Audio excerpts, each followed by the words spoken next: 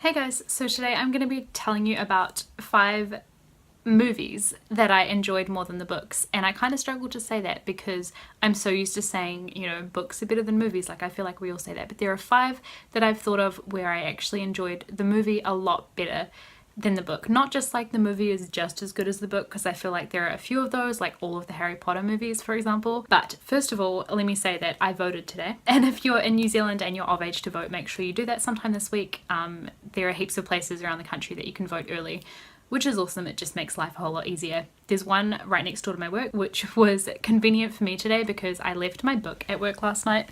I was reading this on my lunch break and I left it at work when I left at the end of the day yesterday, so I had to go back in today on my day off to pick it up because I am addicted to this book. I was so sad about it last night that I left it there. I was like, what am I going to do with my time? So then I started reading this book instead, With Malice by Eileen Cook, and I started reading this last night. I got about halfway through. Like, I read beyond when I should have gone to sleep because I was really tired, but it is so good, and I finished it just before, and yeah, this book is amazing. So I'm glad that I had something good to fall back on, but yeah, I'm still really keen to get back into Replica now that I have that one. I think I just had like a blonde moment kind of day yesterday because there was that, leaving my book at work. I also came home after work yesterday and spent an hour or so finishing off an assignment that I thought was due last night, and then I went to submit it, and the date for when that assignment is due that comes up when you go to submit it is 2 weeks away. So I spent all of this week finishing this assignment that's not due for 2 weeks. So at least it's done now, but I wish I had known that. They must have changed the dates after I wrote them down, but anyway, better than 2 weeks late, I guess. Oh, one last thing. I got this bookmark from Book Depository. Isn't it the prettiest? I think this is the coolest Book Depository bookmark that I've found so far. I just think the girl on this is so pretty. So anyway, getting into all of the movies that I think are better than the books, and that still sounds backwards for me to say. The first movie that I think is better than the book is Trainspotting. This movie I feel like is one where most people have seen the movie rather than have read the book. I could be wrong. If you've read Trainspotting, let me know. But it's about a bunch of heroin users, and this one guy, Renton, is kind of like trying to turn his life around, but he finds it really hard because he's surrounded by all of these people who are really holding him back in life and being a bad influence and stuff. It's just a really crazy movie because you have all of these people who are on heroin, so there are a lot of creepy dream sequences and stuff like that, but it's a super fast paced movie, and you kind of have to watch it to see what I mean. But even though it's kind of a bit grim because it's dealing with heroin use and drug addiction, it's a really fun movie at the same time. The book I think I read after I had already seen the movie, I'm pretty sure. I didn't even know it was a book, I think, and it's by Irvine Welsh. So the book is something a little different. It's a whole bunch of short stories, I guess, that follow these characters. So rather than, I don't know, I can't remember if it has an overarching storyline, but I know that the stories are kind of the same characters come up in each of them, but they're all separate incidents and that kind of thing. The thing that I found the hardest about the book is that it's written in the way that they speak, if that makes sense. It's not really a dialect, but it's it's written in the accent. That's the first one where I definitely enjoyed the movie better than the book, but it is one where I saw the movie before I would read the book, which always makes a difference. The second one where I've enjoyed the movie more than the book is Willy Wonka and the Chocolate Factory. The book that it's based on is, of course, Charlie and the Chocolate Factory by Roald Dahl. I love this movie. I think it's just a total classic, and it's one that I watched as a child, and I'm sure a lot of us did. I remember reading the book Charlie and the Chocolate Factory when I was a kid as well, but I think especially being a kid, there's just something magical about seeing it on screen, especially when it's done this well. There are just scenes when they first have walked into the factory and that in that garden of candy kind of thing. There's things like that as a kid, just seeing it visually like that is so cool. And the book didn't really stand out as one of my favorite books as a kid, but the film was one of my favorite films. A lot of other Roald Dahl books, of course, have been made into movies as well.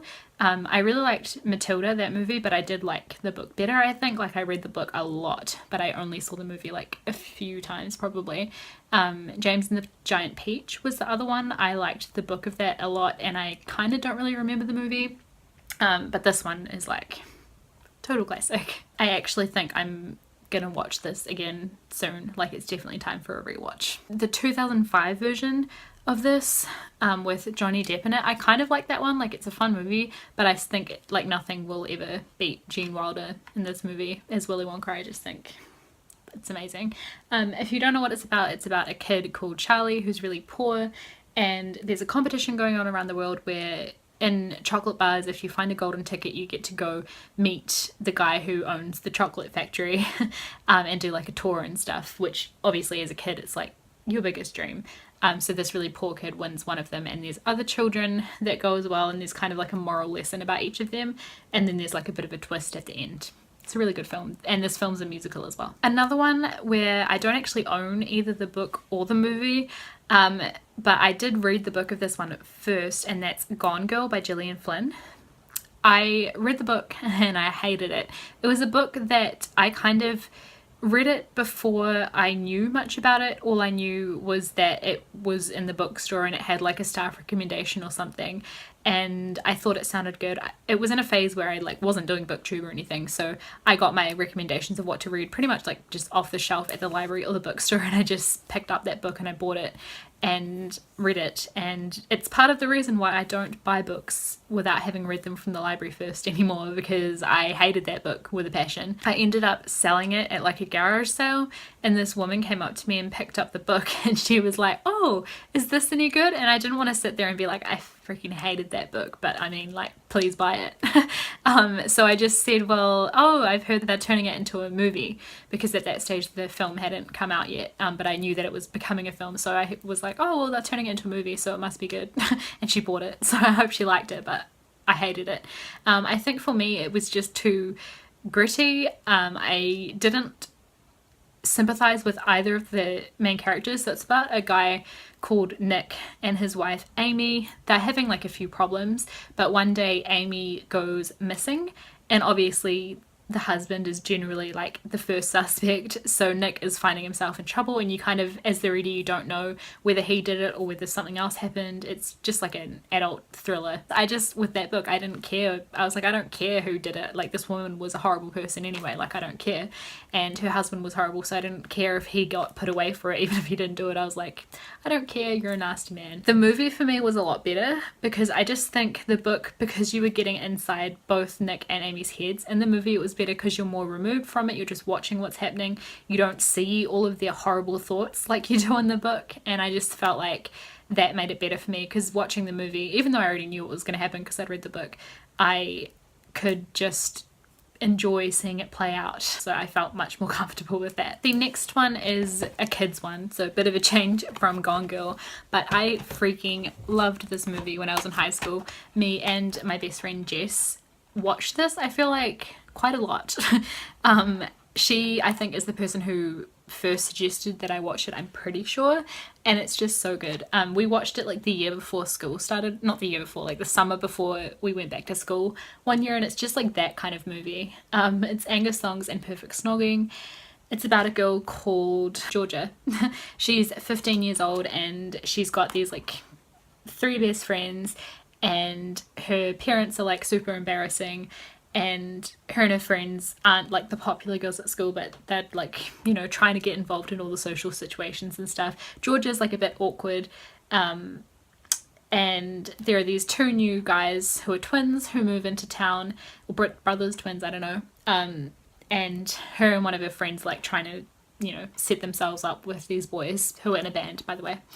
It's just a super fun movie. I like it a lot, and I highly recommend, if you're into like girly movies, definitely give this one a watch. It's so much fun. The book that it's based on is a series by Louise Renison, the Confessions of Georgia Nicholson series, and I do like the books. I think they're really entertaining and really fun.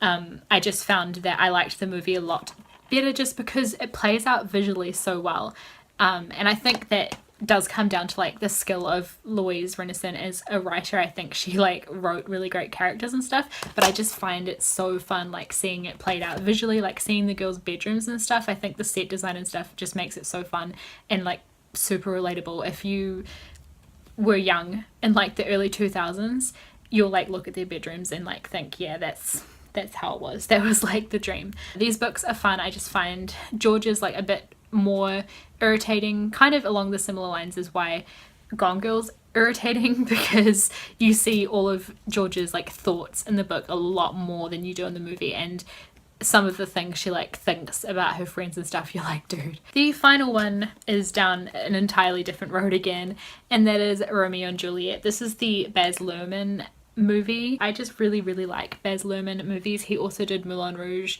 and The Great Gatsby, which are another couple of my favorite movies. I just really like Leonardo DiCaprio in this, to be honest. I'm sure most of you know the story of Romeo and Juliet. It's a like forbidden love kind of story, you know, a guy and a girl from families that are trying to kill each other. It uses all of the original beautiful Shakespearean language, but it transposes it onto like a modern setting, which is really cool and really interesting. If you haven't seen this, definitely give it a watch. So those are some of my favorite movies that I personally think are better than the book. Obviously the book gets credit because, you know, the book is like the original story, and without that original story there would be no film, but I just think these are things that play out so well on film, like awesome. If you like any of these or have any thoughts on any of them, or like tell me what you think of Gone Girl, just let me know in the comments what you think of these films. If you have other movies that you liked better than the books, let me know those as well, because I would love to know. And yeah, that's it for now. Thank you guys for watching, and I'll see you guys with another video in a couple days. Bye.